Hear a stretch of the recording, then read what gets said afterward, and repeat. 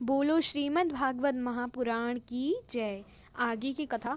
भगवान श्री कृष्ण देवकी के घर में पधारते हैं और देवकी श्री कृष्ण को जन्म देती है। तभी उन दोनों के सामने भगवान श्री विष्णु आ जाते हैं। तभी देवकी वसुदेव कहते हैं प्रणाम प्रभु।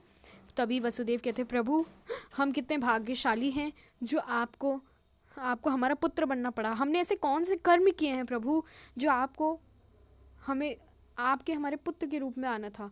तभी भगवान विष्णु ने कहा, तुम पिछले जन्म में मेरे बहुत बड़े भक्त थे। तुमने तप किया और मुझसे वर मांगा कि जब भी मैं अगले जन्म में अवतार लूँगा तुम मेरे ही पुत्र के रूप में आओगे। देवकी माँ भी देवकी और तुम्हारी ये पूरी श्रद्धा को करने के लिए मैंने तुम्हारे पुत्र के रूप में मैंने जन्म लिया।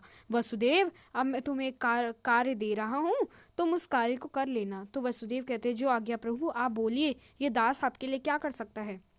भगवान विष्णु ने कहा, तुम यहाँ से श्री कृष्ण को उठा के जाओ और गोकुल छोड़े आओ नंद यशोदा के यहाँ। वहाँ से यशोदा ने एक पुत्री को जन्म दिया है, उस कन्या को लेके मथुरा आओ। तो वसुदेव कहते जो आज्ञा। भगवान विष्णु अंतर ध्यान हो जाते हैं।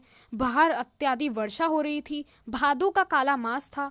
अब वसुदेव कृष्ण को टोकरी में लेके बाहर जाने लगे। यमुना का स्तर ऊंचा बड़ा हुआ था, तो अब घनघोर वर्षा हो रही थी। अब वो चले तो उन्होंने वसुदेव ने कहा, हे यमुना, मुझे रास्ता दिखाओ, ये रास्ता मुझे उस पार जाना है, मेरी सहायता करो यमुना।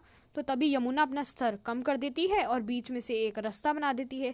वसुदेव उस राह को चलते जाते हैं और गोकुल पहुंच जाते हैं।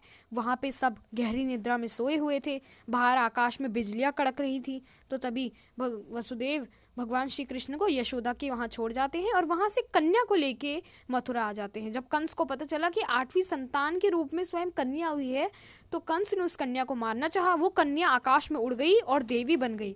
उस कन्या ने कहा, अरे तू मुझे क्या मारेगा, तुझे मारने वाला तो कब का जन्म ले चुका है, वह गोकुल में पल रहा है। कंस यह देख के डर जाता है। उधर गोकुल में नंद राय का उत्सव चल रहा होता है।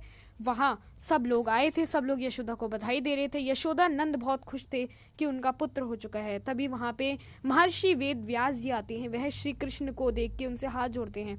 वेद व्यास जी कहते हैं, हे श्री कृष्ण, आपने अवतार लिया, हम बड़े ही सौभाग्यशाली हैं। आगे की कथा जारी रहेगी।